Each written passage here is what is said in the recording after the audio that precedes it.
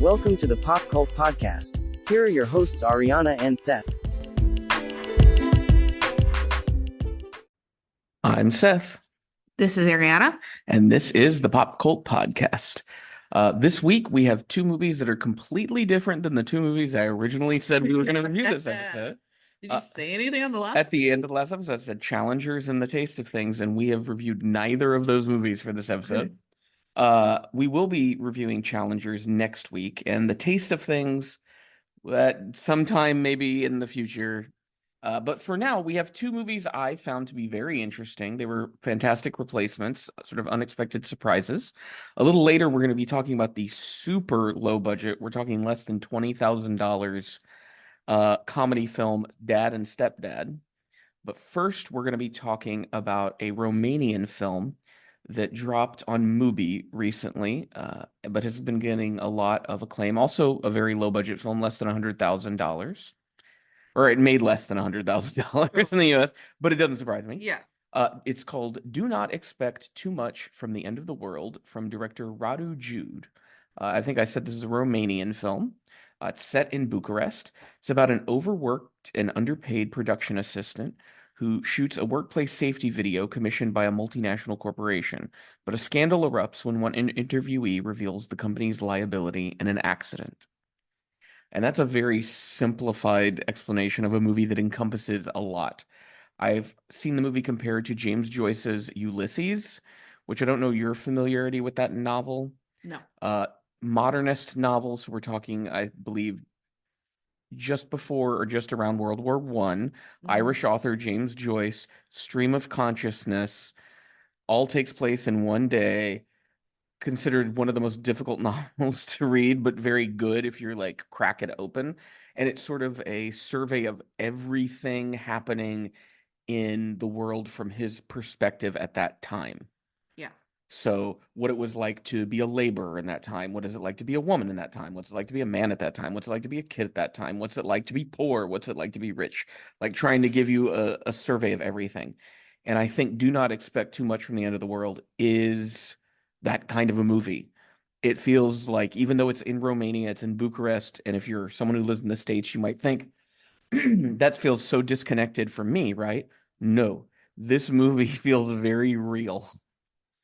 Yeah, it feels as if like everything, the capitalist society that, the US has helped made and maintain and uphold is creeping through to the point of like other edges and hindering their own lifestyles and damaging the way that they even see the world themselves.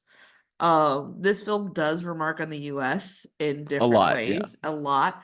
There is a mention of Uber that she happens to work for on the side. We do not see her with her clients. We just see her driving a lot, and there's a mention that she does Uber between like her production job.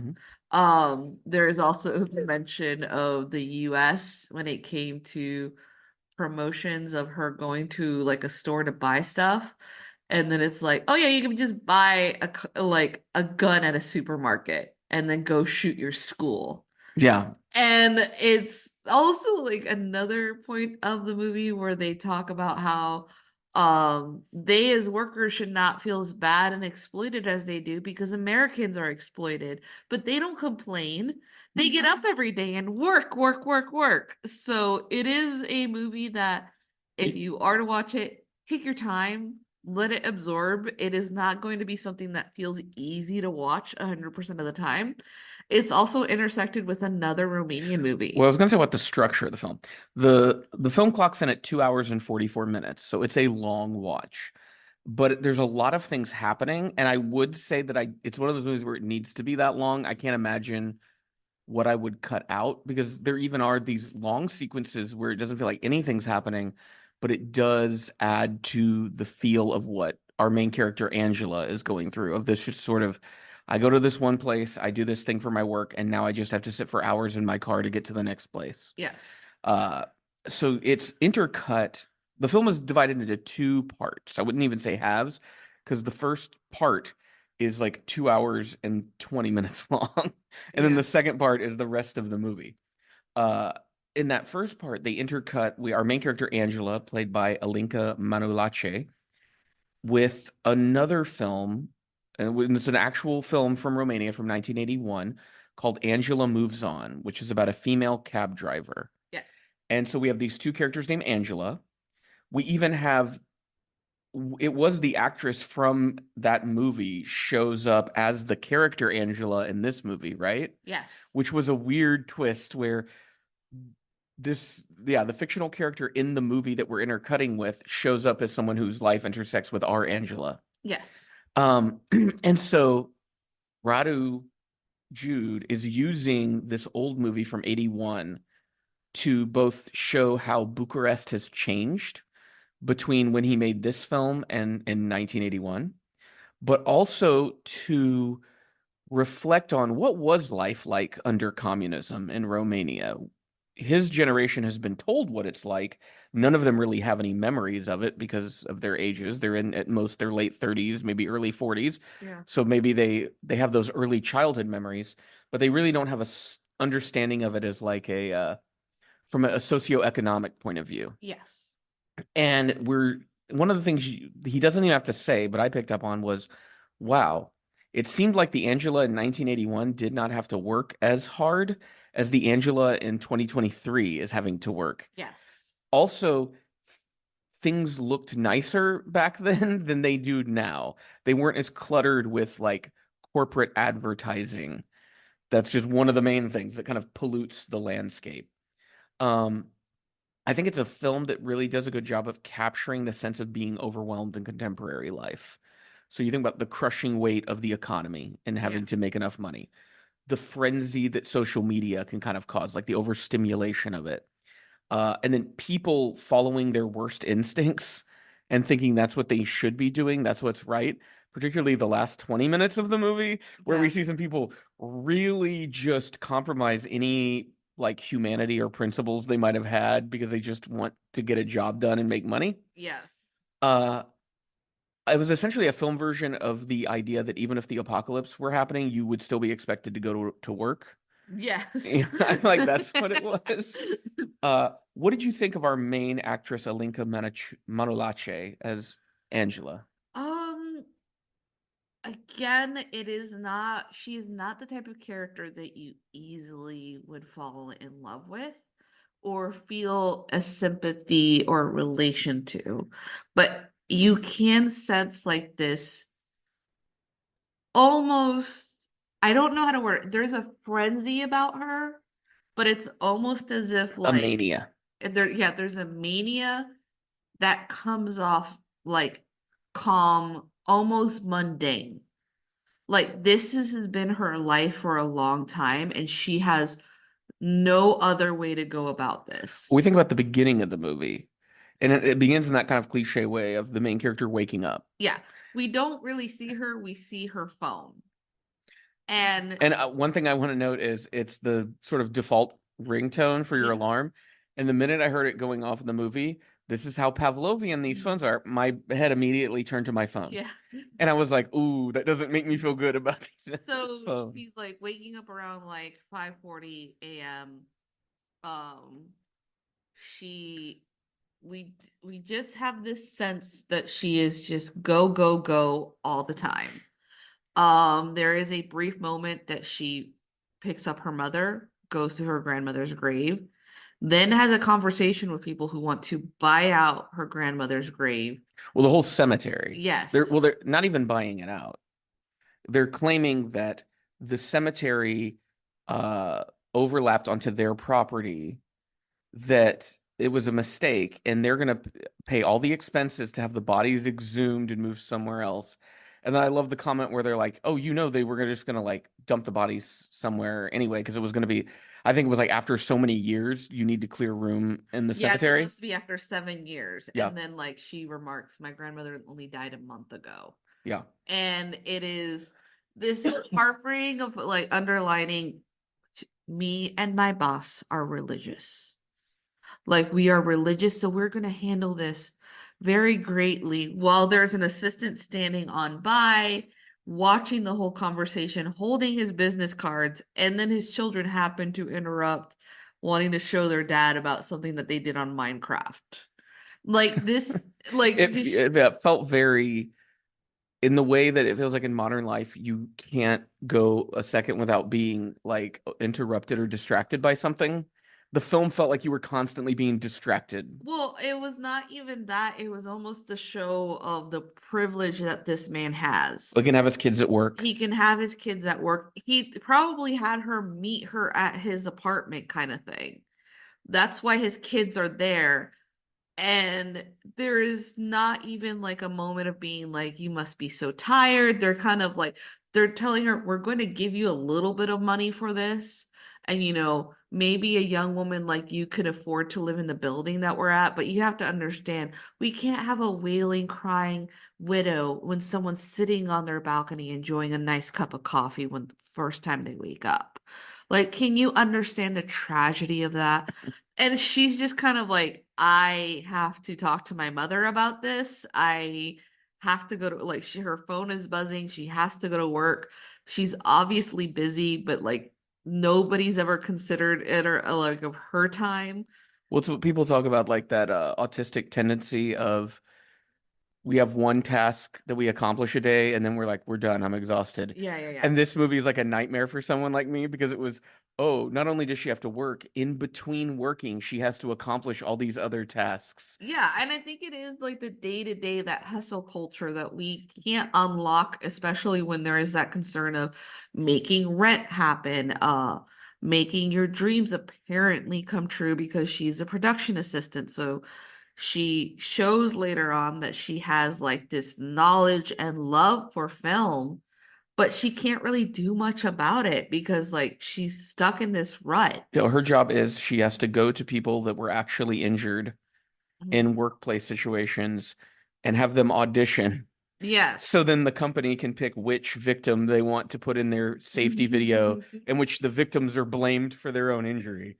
It's a bizarre, horrible job. It is. It's horrendous. And then I do love the touch that they have that the prior director that is supposed to was supposed to film this thing died from COVID. Yeah, And it's one of the few movies I've seen that acknowledges that COVID is a fatal disease. yeah, and they are acknowledging the war in between Russia and Ukraine Yep. because every day like their expenses go up because like the cost of oil is what they need in order to warm their houses, Or like just fuel their cars, for trucks to ship products and deliver them places. Yeah. And so they're mentioning of the war. What I found interesting was there was no sort of bias by anyone on like, I support Russia, I support Ukraine. They're just like, this is a horrible thing that's making life very difficult for us.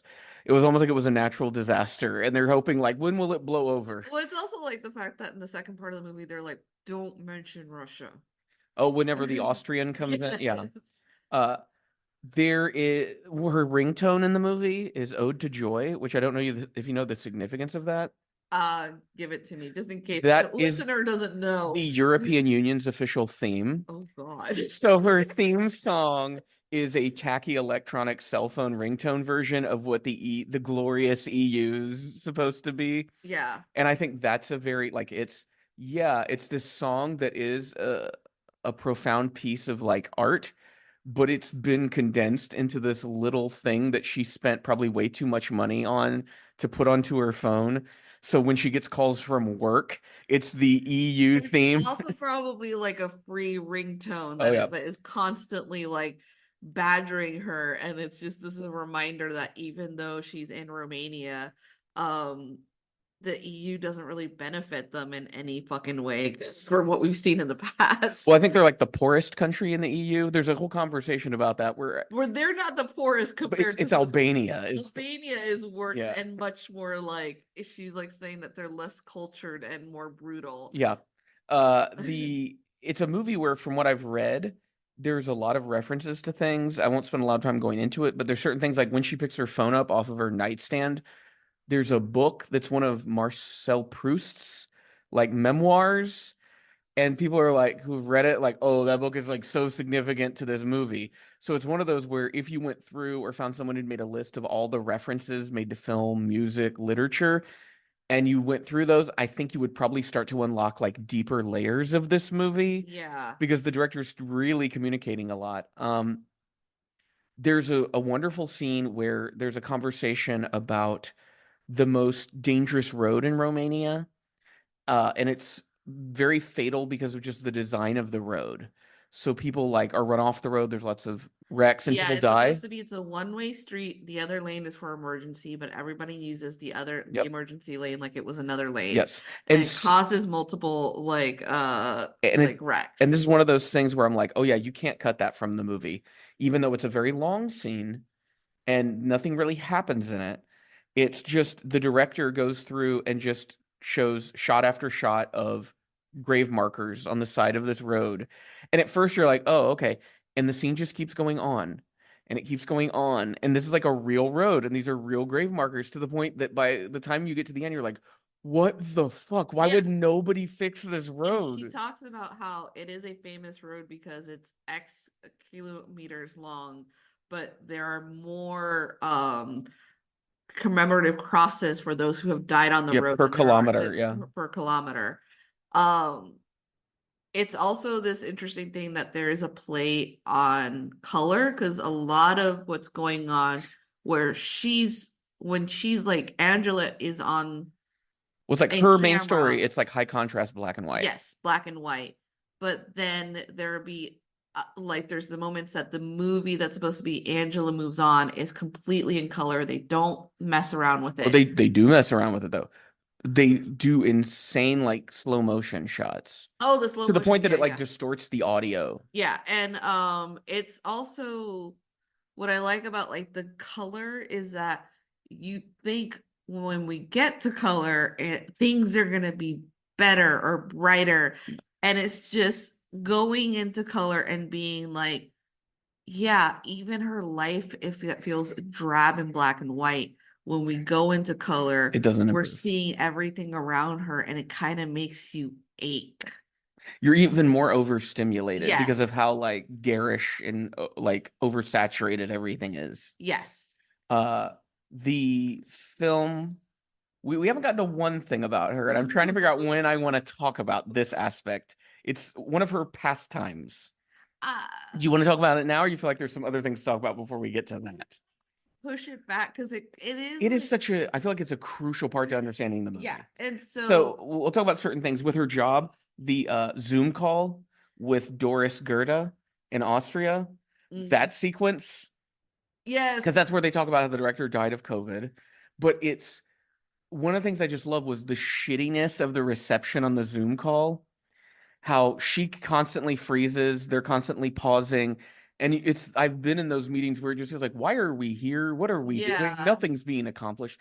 But then I loved even more was like the president or CEO of the entire company wants to come into the call. And I love he goes to the director, one word, emotion. And then he just gets up out of his chair and leaves the frame of the webcam.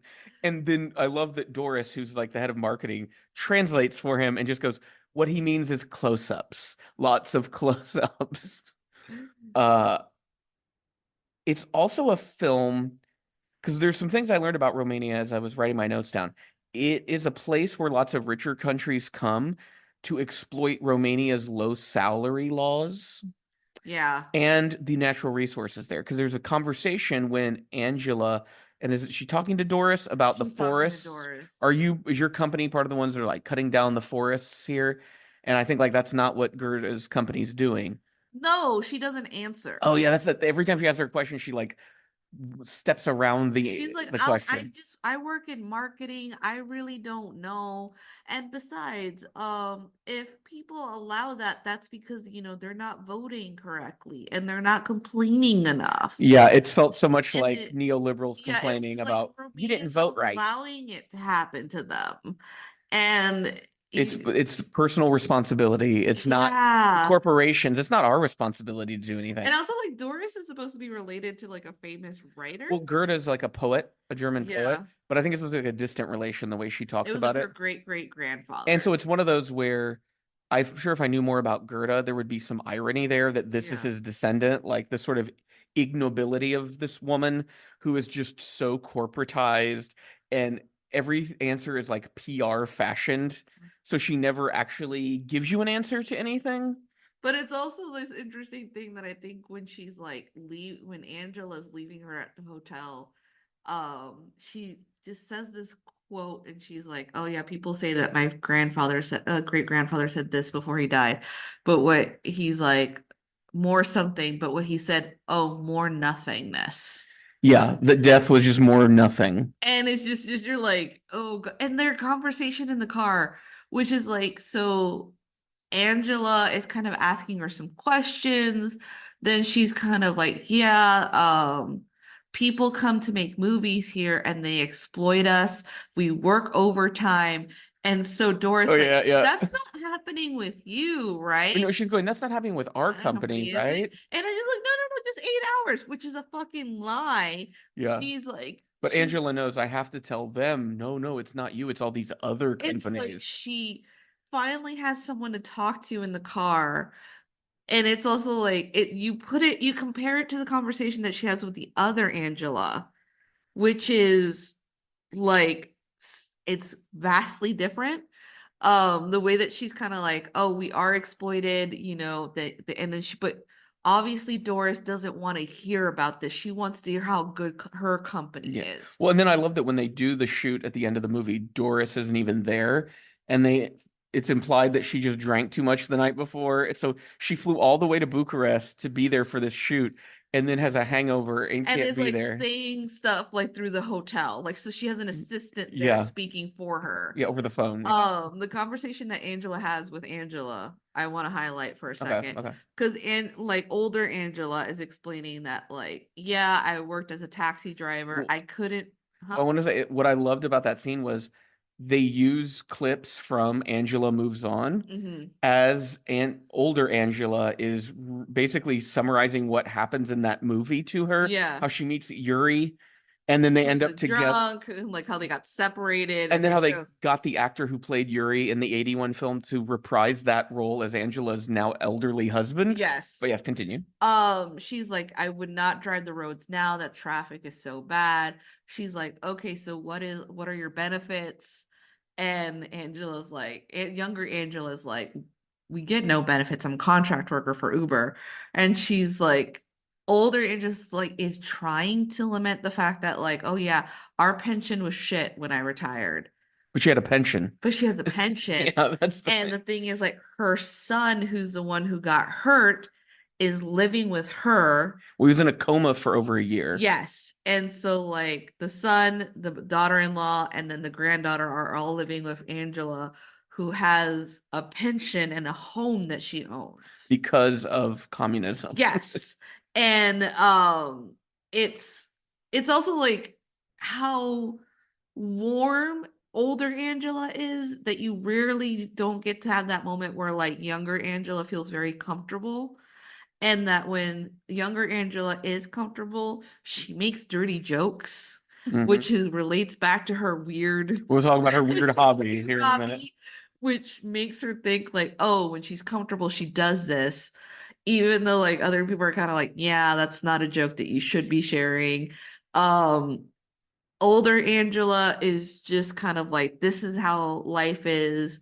But it's like this interesting thing where she's like, oh, your last name, does that mean that you're Romani? And like and younger Angela stiffs up. She's like, no, I'm not. And she just kind of like, and older Angela's like, it wouldn't have mattered to me.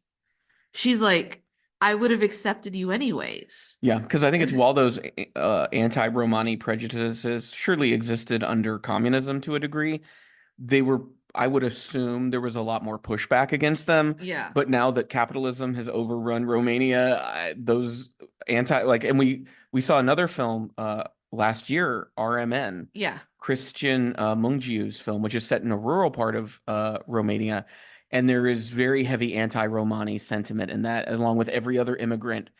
But it's such a perfect encapsulation of how we've been tricked into not being able to reflect back and make comparisons.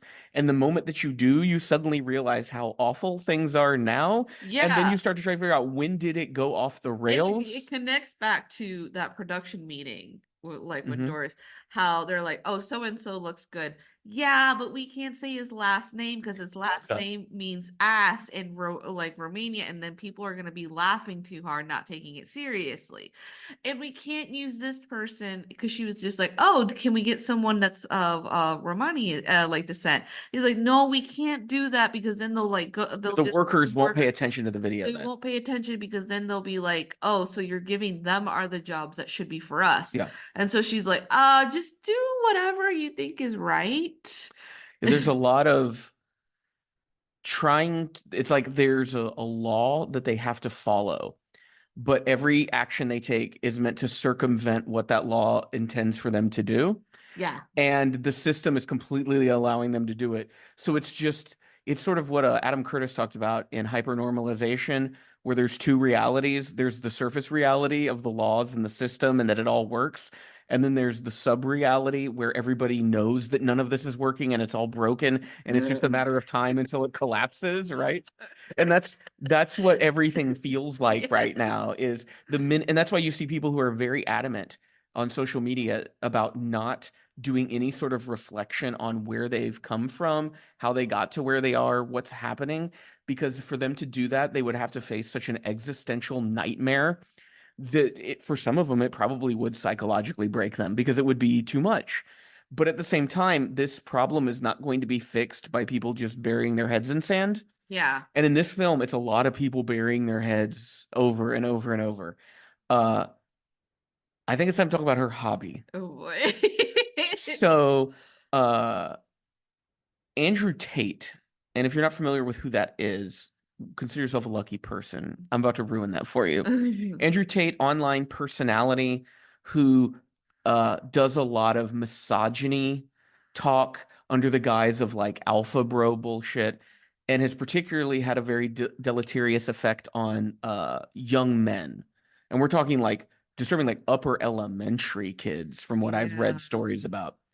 And this sort of demeaning of women, positioning women only as objects for men's pleasure or labor.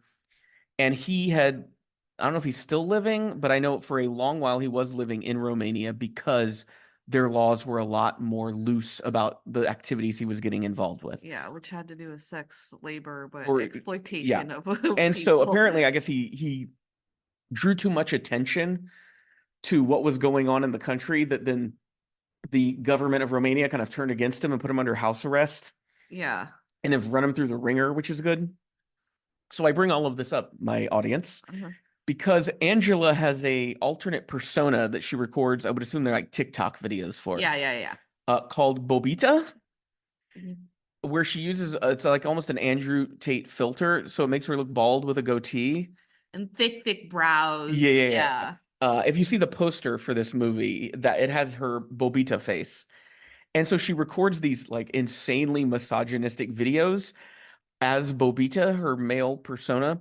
But it's very obvious because the filter is not perfect. Like it'll flicker and you'll see that it's a woman. So she's not trying to pretend she's a man. The question is she doing, and that's the thing that I wasn't sure exactly why she did it. And the movie kind of teases you with why she does it. You're not sure if it's she hates Andrew Tate and she wants to mock him. That seems the most obvious thing. But like the more she does it and the more we see her do it, the harder it becomes to understand why, other than just like disassociation. Yeah. And especially by the end of the movie, when she's doing her Bobita videos and the context she's doing them, like you said that you felt that she would like lost her mind by the end of the movie. Yes, it was. So there were remarks throughout the movies of her mother in the car is the first one to remark about it. She's like, I've been told that you're doing those vulgar videos again.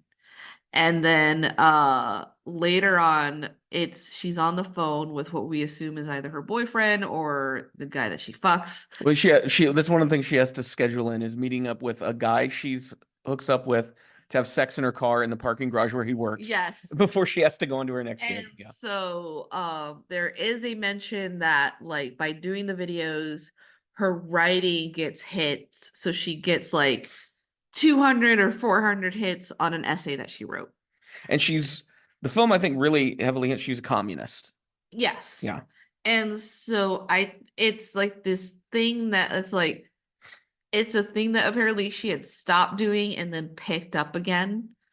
And that like it's almost as if like, and it does feel like disassociation because like she'll record herself, but then there'll be times that she just puts the filter on to look at herself in that manner, to almost forget who it is that she is. Forget she's a woman, because we talked about how the reason why Andrew Tate came to Romania.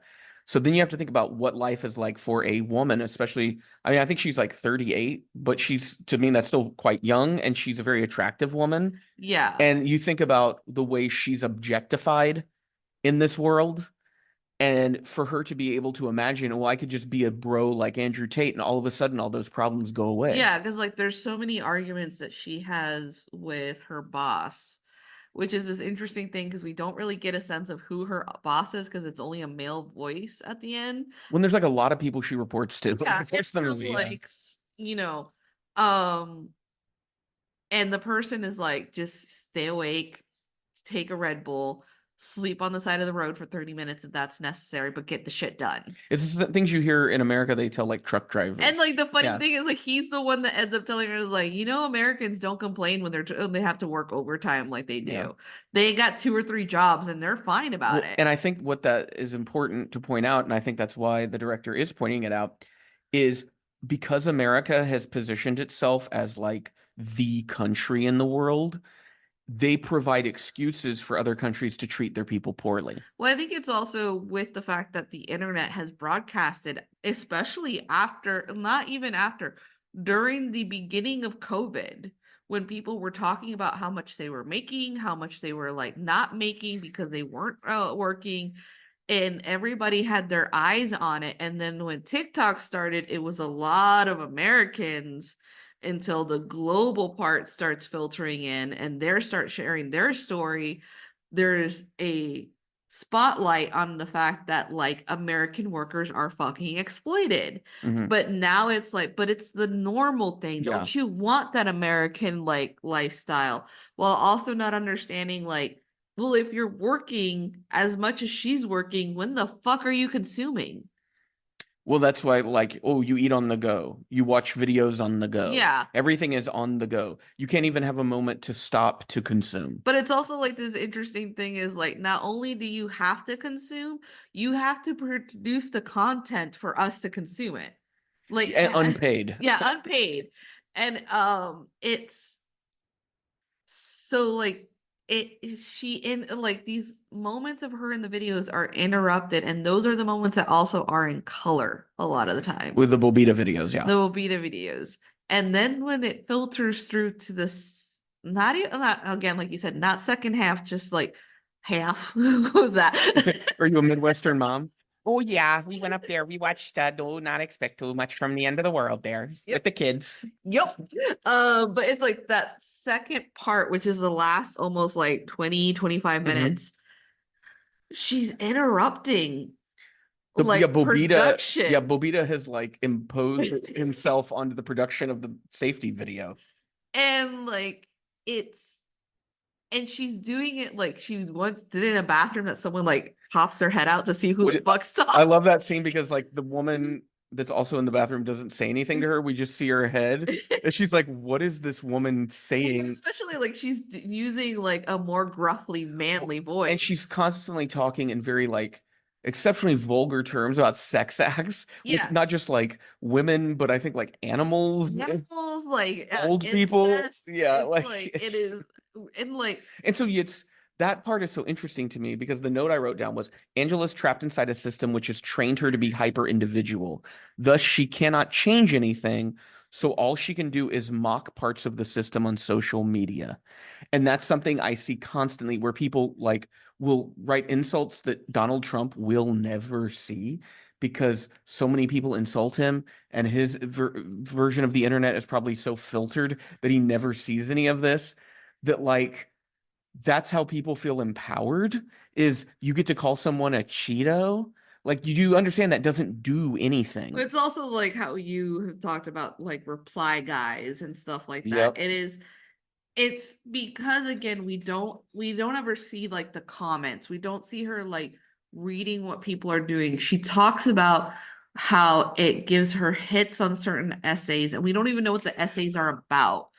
And it is, It's just she's being perceived. She yeah, just wants to be perceived in a world in which she feels but invisible. it's also a release of energy that isn't able to do anywhere else at work. Because I remember like she has an argument with her boss because she's dead tired. She almost gets in a car crash because she's falling asleep at the wheel to go get some lenses that we assume are very fucking far away. Um, and she ends up meeting a director. Oh, she meets Uwe Boll, who, if once again, if you're not familiar with Uwe Boll, German director who's directed all kinds of like schlocky crap, particularly based on like bad video games, so like Blood Rain and Postal, and I Yeah. think he did like a House of the Dead movie. Like he beat up a That he's become more famous for challenging one of his critics to a boxing match, and then they did it. They actually had a boxing match, and so he plays himself in this movie, and that's one of the few times where Angela feels completely like she's loving it. Yeah. Because she does a video with him as Bobita. Yes. Yeah. And like it's also like this thing of this man doesn't know what he's kind of stepping into Yeah. because he's not really having a reference of what Bobito says, except fuck the haters, Yeah. right? Which is something that everybody can like agree with when you've had like a list of haters, but he doesn't know like, oh, this is a sexist, It's like a parody of something. horrible character. But it's also like a director that you're kind of like, did he get what was going on? That's and I feel like Uwe Boll is such an enigma to me because sometimes you'll feel like there's more beneath the surface, but then when you watch him long enough, you're like, nope, it's all surface. Because it Like, like especially because they talk about how exploited Romania is when it comes to like everything, and even during like movie and film productions, and he's there making a film, and he's so taking advantage and of, so yeah. he's taking advantage. So I don't know if it was sort of like he understood, or it was just like the director being like, "This will be a funny bit. He's a friend. He'll do it." Or the thing I feel like is the key metaphor in the whole movie is the Iron Gate. Oh God, yeah. Because the Iron Gate is responsible for older Angela's son being injured and put in a coma. Yes. And the Iron Gate is being blamed on the communists by the company. They go, well, the communists installed it. Romania has not been communist since the early 90s. So what you're actually doing is you're seeing something that even the communists would have replaced it by this point, right? But by cutting corners, capitalism is not replacing this thing that is very dangerous and has already caused a severe enough injury that someone lost over a year of their life. And it's still there. And I love when they're shooting the PSA, you can see the iron bar behind them because Doru, the victim, turns around and points at it. So then the company people on set are saying, we need to get the bar out of the shot. We don't want to see it, so we don't want to be able to point at it. And I think one of the best things that happens in that sequence is the Bob Dylan, was it Subterranean Blues reference they make with the cards? Yeah. Where they're gonna put facts about his injury on the cards because he's not willing to go along and lie about his own injury. And the people making the film don't want to lie about his injury. So what they do is they hand him a bunch of green cards that can be keyed with green screen and just quietly hold them up. It's like, why is he even there? Yeah. And they'll just put things on them. And this is a reference to that famous Bob Dylan video where he has like the lyrics on the cards as he's dropping them. And I just found that scene so amazing because they're doing this thing, and then Doru's wife, I believe it is like, what are they going to put on the cards? Yeah, and like it's like so the director tries to pull the gate off, but it's like it's too much, it's too heavy, Yeah. and they are like, we can't really remove it. Eventually, they do bring in people and get out Yeah. of it, but he keeps turning around and pointing where the gate was. He's saying like the victim does not want to be like, I don't want to lie, but it's also they want him to like omit certain things Because I like, think there's like a pending lawsuit, and they don't want him on record going against his testimony in that lawsuit. Yeah. which is what the company is trying to get him to do. Yeah, and like the wife is sort of like, well, can at the least we have everything recorded now? Because like the director left everything on. Mhm. And he was just like telling their production people, like, you can edit around it. I don't care. But he was like, I want to keep the original edit.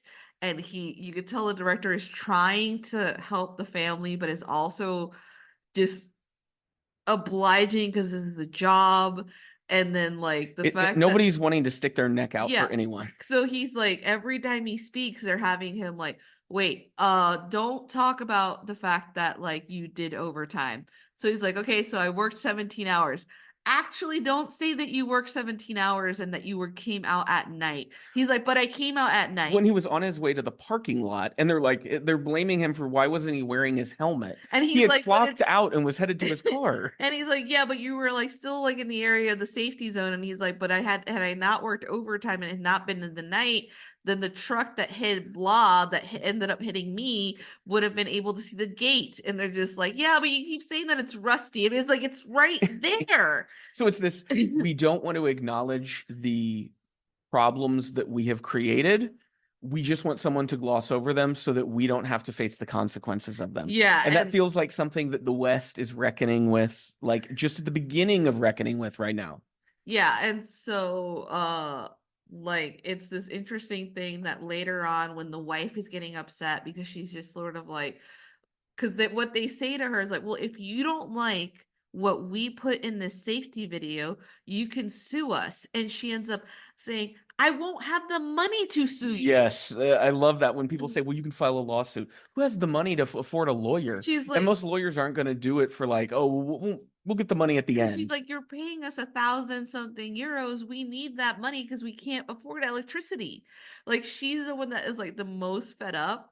And then in the back is Angela as Bobita doing videos, like in the middle of it, and like the director's like, "Can you stop?" And she's like, she's oblivious. At one point, she's like, "You can't stop." Yeah, like she is become Bobita because life is easier for Bobita. He gets to say whatever he wants, and he gets to kind of coast through life. Bobita cannot stop. She's gone insane. Yeah, because she's like, and especially because it's in the middle of this horrible situation that she's kind of like, I need to get, it's almost like someone being addicted to drugs. well, she's disassociated. Yeah. That's why you would take drugs. Is like the reality is too much, so you're like, let me shoot up with this, and now I don't have to live in that world. Yeah. I can live in this fantasy. Well, yeah, do not expect too much from the end of the world. Challenging film, no doubt. 2 hour and 44 minutes. That alone is challenging. But wow, so worth it. A film that clearly has more layers to peel back, more things the director's trying to say. Would you recommend this movie to our listeners? Let's say. Yes. I mean, if you are a loyal listener, I mean, what's that, 5 people? Maybe 2. I don't know. Lowering it. It went from 7 to 5. We love you all. But if you just watch it, give it a chance. Yeah, I think it's a movie you could easily watch in parts. It is very episodic. Yes. But I don't think I've seen a movie coming out of US cinema in years that says anything as relevant as this movie was about now. Yeah. Movies coming out of the US seem to be trying to help people go down an escape hatch so they don't have to actually look at the reality they live in. And this movie, it is entertaining, it is funny, but it is also very starkly real, and it is very honest about the world that we are living in. Jim and Dave, a dad and a stepdad, have trouble bonding during a 3-day weekend upstate with their 13-year-old son, Branson. This is the film Dad and Stepdad. This was a last-minute pick, and it was a film I'd heard about. It was on my Letterboxd watch list, so when I need to pick a movie, I thought, all right, we'll sit down and watch this. Only 85 minutes long, so not a huge commitment. Opposite of the 2 hour and 44 minute. Don't expect too much from the end of the world. Balance it out. Yeah.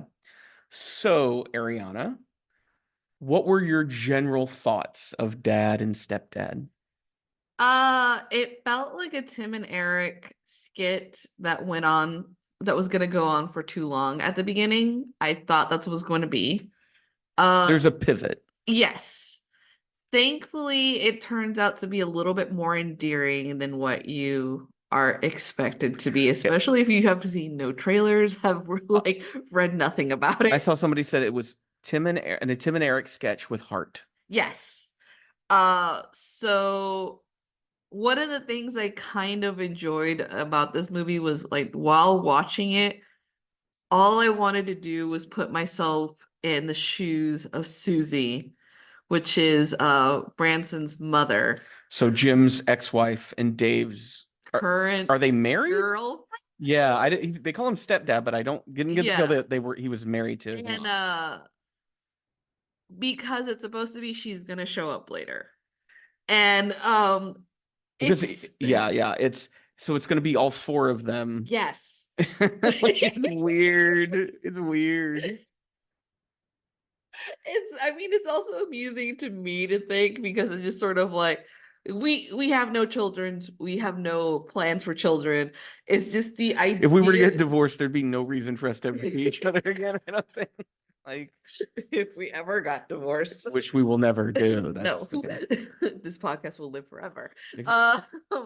But I love this idea that this woman goes for the same type of man. I do like that your comment was before we even meet Susie, we just see dad and stepdad, and I was like, oh wow, these guys are like nearly identical with a few differing details. And you read it correctly. You're like, it's because she has a type.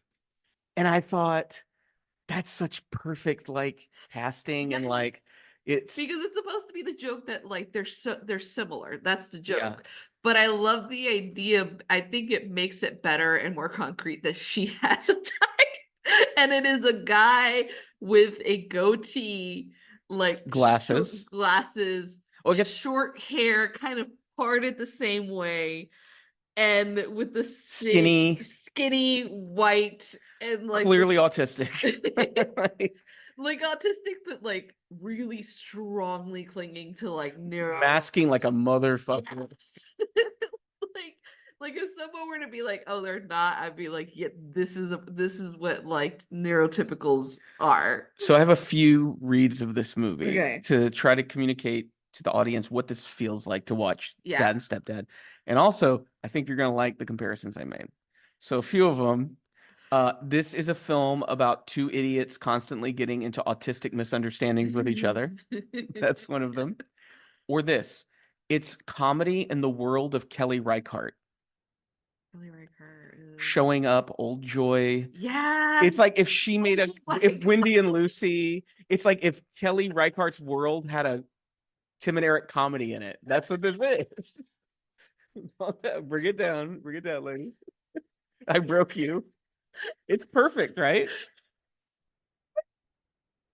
Or this. This is Joe Pera, Tim Robinson core. Yes, it is. Or it's nostalgia for Midwestern / suburban millennials. Yeah. Because the khaki pants, the polo shirts, like it reminded me of a lot of homeschool dads I knew growing up in the South. So if these guys had Southern accents, it would have been a little more.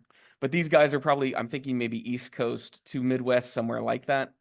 And so it has that vibe, but it's a vibe I connected with. Like I knew this vibe. I knew this energy. This was a familiar space to me. This is the space you would have crossed through if we had kids. No, I would not have become like these. But it's visually, I feel like visually. These are people I've seen. I've met these people. One thing I want to point out is a big compliment. Brian Fidiment, who plays Branson. The thing is, like every actor in this movie is an adult in like their late 20s, early 30s. Yeah. And including the 13-year-old. Yes. That actor is so good. His performance is so fantastic because of one specific thing. He takes his role as a 13-year-old boy seriously, and he plays everything earnestly. He's never winking at the camera.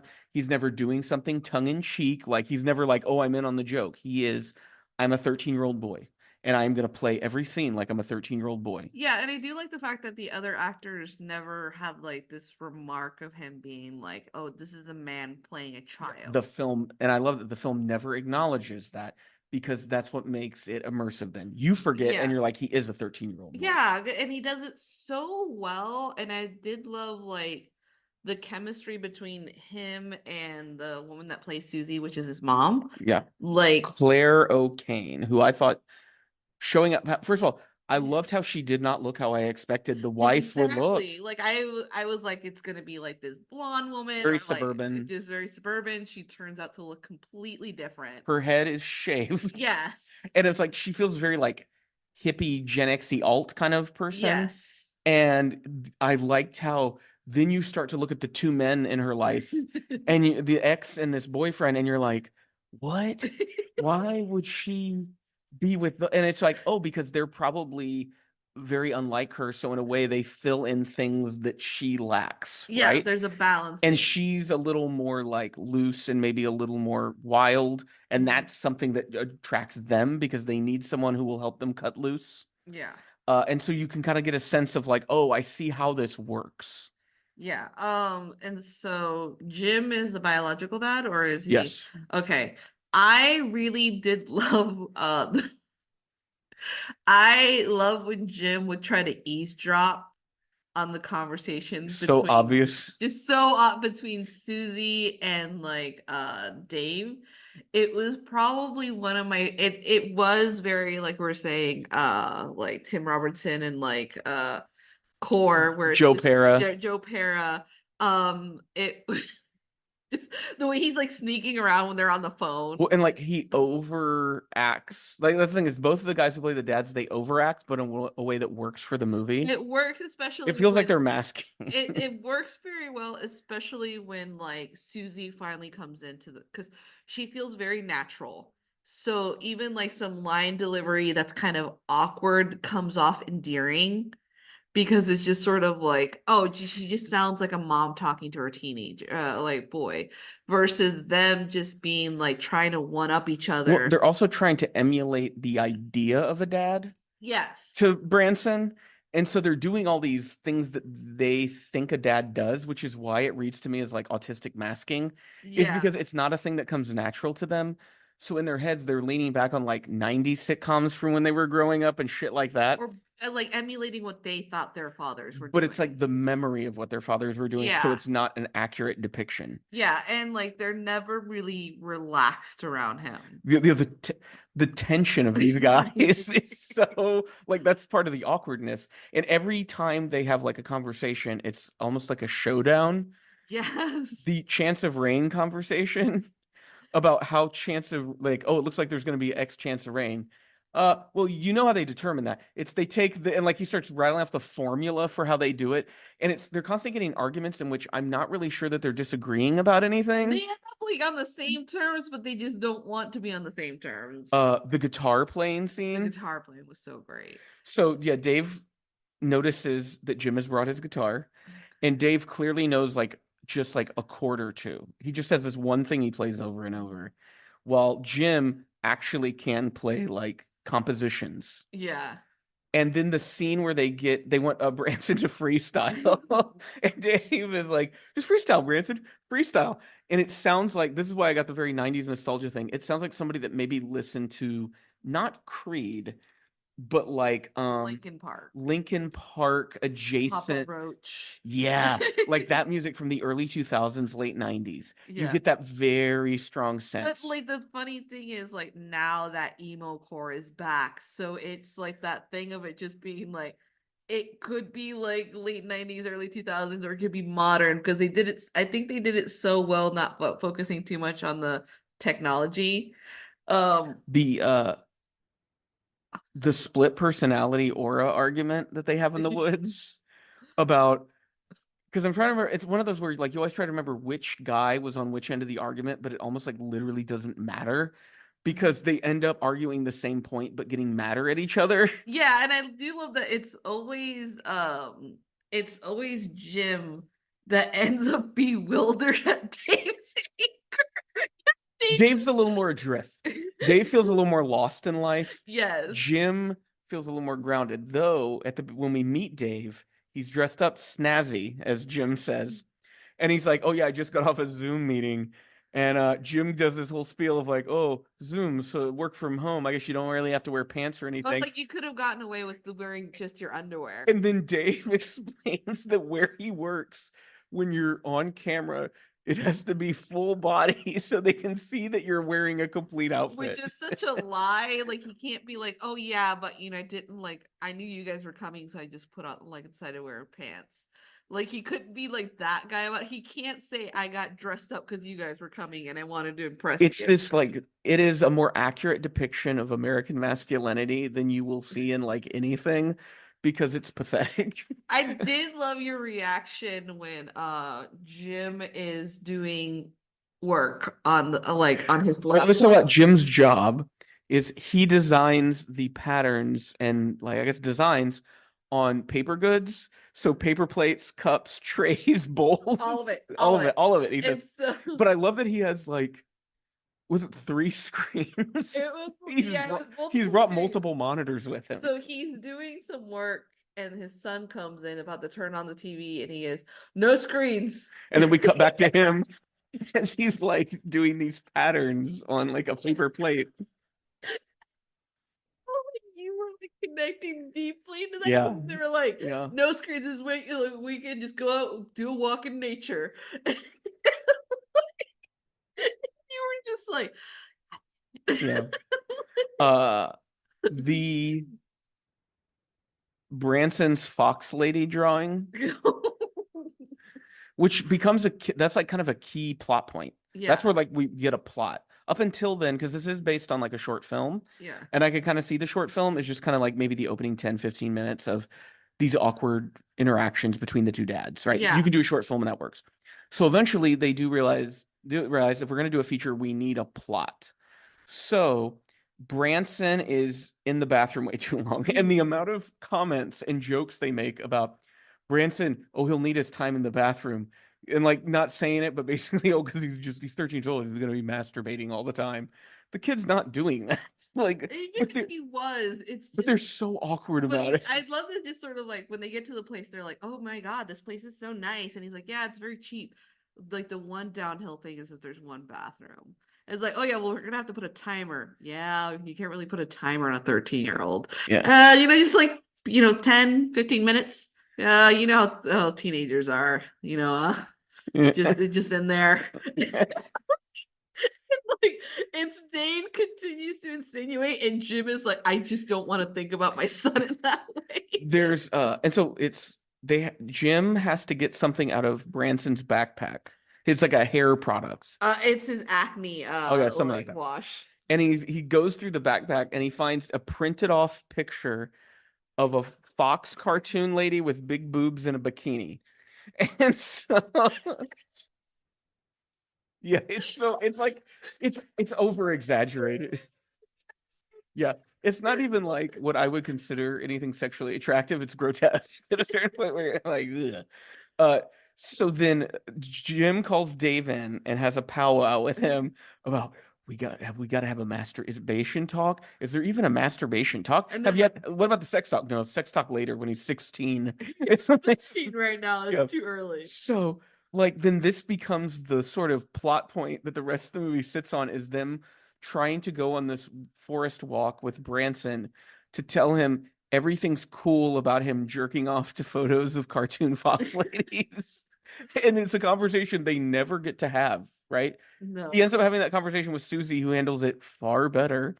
Yeah. But I love it just also Susie and Dave are on the rocks. Susie does not want Dave to be there. Well, she calls him beforehand. It's like, if you could not be there when I show up, that would be great. Because she's like, I feel like there's a lot between us and we need to discuss that in private at another time. And then I love Dave being like, he doesn't leave and he doesn't tell her he's not leaving. In fact, he makes this huge breakfast so they can go on a hike to all spend time together before Susie comes. Well, and then whenever she sees him, and his explanation for why he didn't immediately leave was, he was like, well, you said it over the phone. And it's like, he goes, now that you're saying it to me in person, now I get it. Okay, now I get it. But I feel like that is something an autistic man would do. Well, how many autistic men do you know and are you thinking about when you say that? talk to you. Like if I was like, I just don't want to see you, you'd I would probably- not leave. Like, you are my wife. I'm not leaving. That's not happening. We need to talk about it. We need to work it out. Something's going on.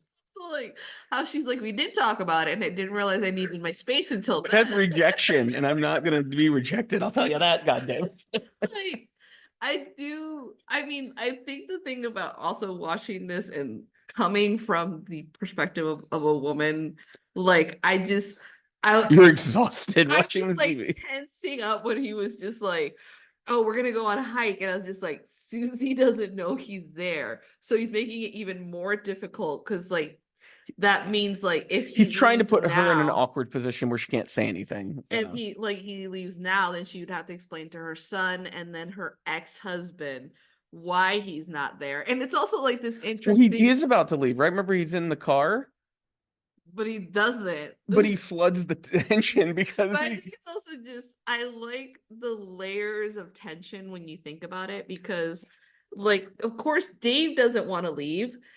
He's gonna be leaving his so-called partner with her ex and her son. So in his it's a mind, family, right? he's like, that's a family. She might like She doesn't need me anymore. just like end up sleeping with him because it's like they're so similar. And then like Jim is going through like this probably in my head is a thought process. Oh, he's the new version of me. Well, but then it was something I felt, and I pointed out to you, and at first I think you didn't notice it. There is what I would almost call a sexual tension between the dads in this movie. Like there is such intensity when they talk to each other and like how close they'll get to each other's faces.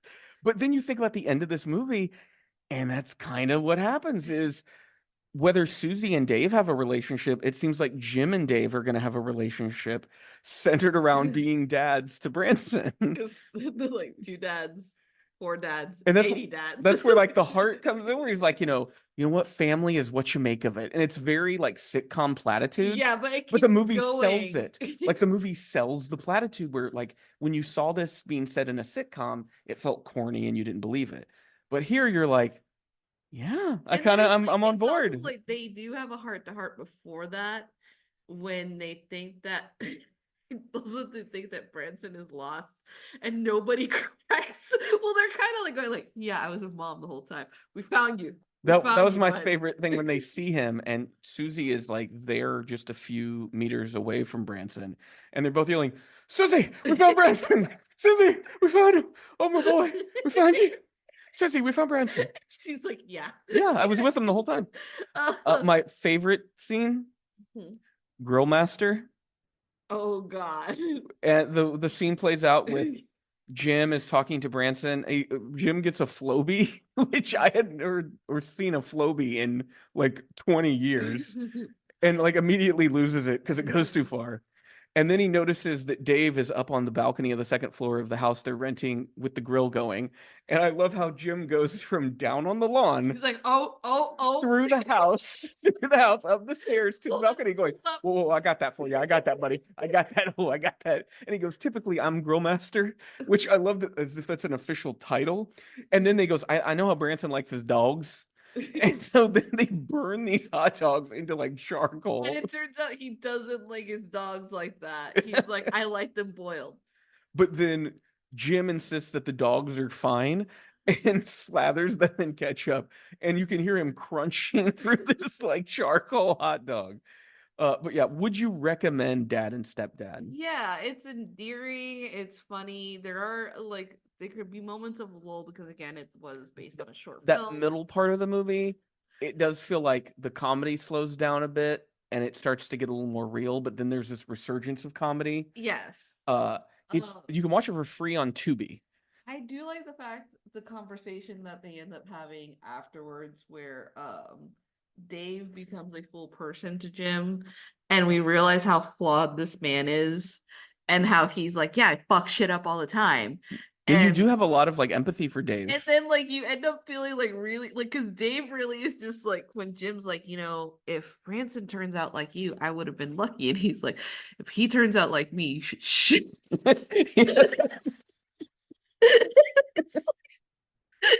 It's kind of dark where like Yeah. Jim is like Dave is really down on himself, like at a certain point in this movie. But I think it's a feel-good movie.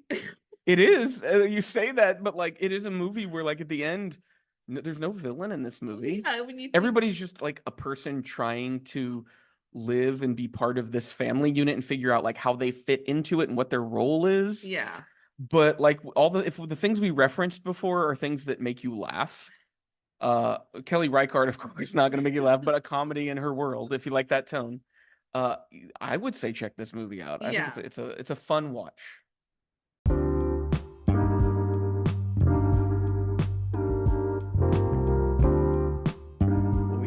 This episode of the Pop Cult Podcast. Make sure to check the show notes for any links to things we might have mentioned, as well as a link to our website, popcult.blog.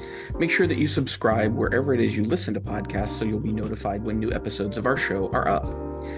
If you do visit popcult.blog right now, you're going to find a lot more reviews, and that here we're in the middle of a series on director Ernst Lubitsch, one of Hollywood's earliest big directors.